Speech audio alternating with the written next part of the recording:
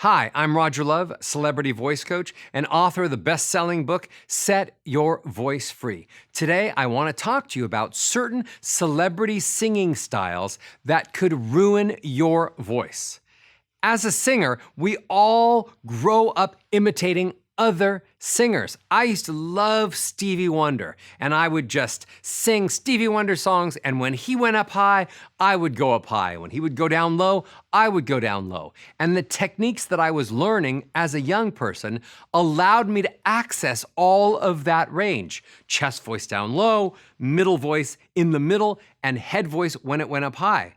But a lot of people who are singing very, very rangy songs or imitating other artists who are singing super high. For example, Bruno Mars, who sings very much like Stevie Wonder does in the same ranges. If you're trying to sing along with a Bruno Mars song and you don't have a great middle voice and a great head voice, then you are straining as you go from the low notes to the high notes. You've got your stomach tight, you don't have the breathing down, you've got your face all tense, your two eyebrows have become one eyebrow, your buttocks, cheeks are pressed up against each other because you have so much tension, and you're stuck in chest voice. So Bruno is soaring above the clouds with all of the notes he's hitting, and you're stuck, planted in the ground in chest voice and straining and shouting. Well, if you're doing that, you are straining your voice, and you need to learn how to do the middle voice and the head voice.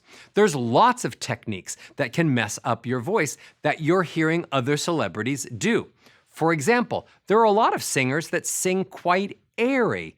A number of my students do. Let's take Selena Gomez, who I love, and the songs are great, and she sings them beautifully, and she sings some of them very airy. Can't keep my hands to myself. So if you're trying to sing all of your songs airy all day, all night, trying to be like Selena, you are actually making your vocal cords super dry because all of that extra air is like creating a windburn effect on your cords.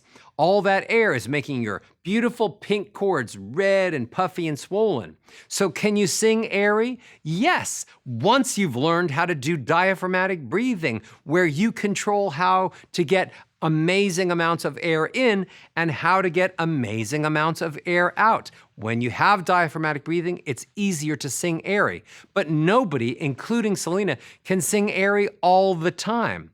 So be careful when you're singing too airy that you don't dry out your throat, and be drinking lots of water. And like I said, learn how to do diaphragmatic breathing and it'll be easier.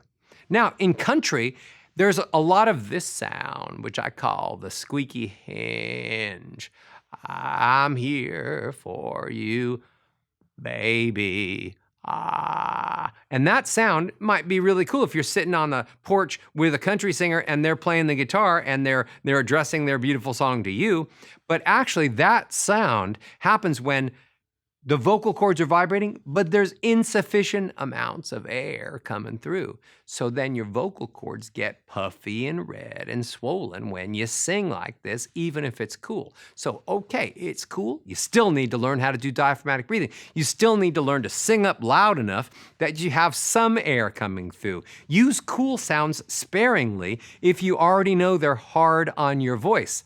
Also, a lot of singers sing in their nose, not just country artists. They're singing like this. It's a style where everything goes in your nose, and it's become quite popular. I just came back from Nashville, and I went to the Grand Ole Opry. It was a beautiful night. We had such a great time.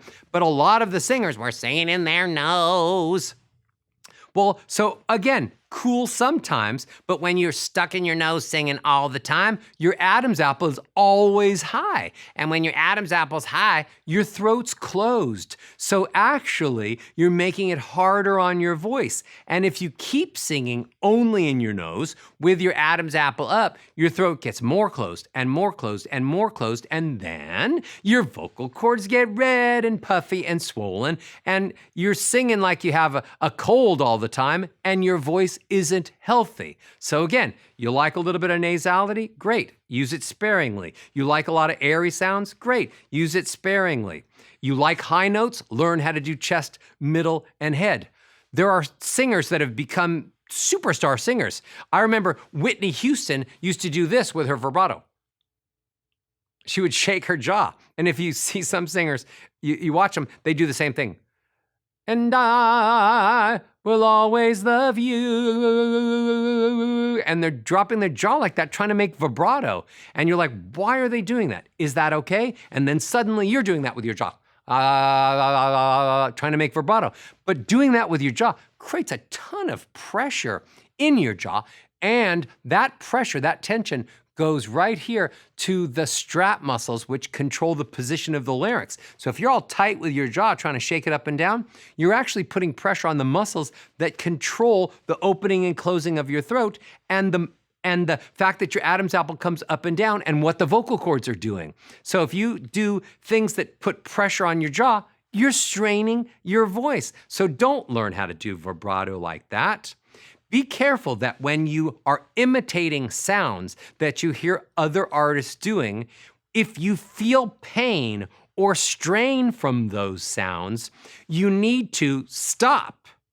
Try to figure out what sound it is. Is there a way to lower your Adam's apple so that opens up your throat? Is there a way to stop tightening your stomach and do diaphragmatic breathing? Is there a way to go into middle voice or head voice to take away the pressure? Are they singing so loud that if you just sang a little softer, you'd have 75% less pressure?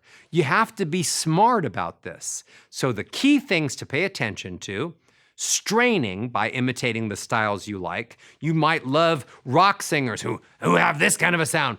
Oh, they've got this kind of thing where they have all this crunchy, I just ate razor blades for breakfast kind of a voice. And you're like, wow, that's cool. I want to do that. I want to sound like I grew up on the street. I don't want to sound like I grew up on the streets of Beverly Hills. That's not cool. So to get that kind of sound like that, again, hard on the vocal cords. Can you make that sound? Yes. Is it easier when you do diaphragmatic breathing? Yes. Should you only do it in moderation? Yes. I want you to have a voice that is full of style and sounds amazing. And I want you to be able to imitate and sing along with all the artists that you love. I just want you to do it without creating any pressure here, keeping your Adam's apple down, learning how to do diaphragmatic breathing, going from chest to middle to head, and then you will not ruin your voice by singing along with singers that have potential of ruining their voices along with your voices. Follow these very simple rules that I've given you today, and your voice will be amazing. You will find your style, and you will sound incredible and never ruin your voice. I'm Roger Love, and I can't wait to listen to you and talk to you again.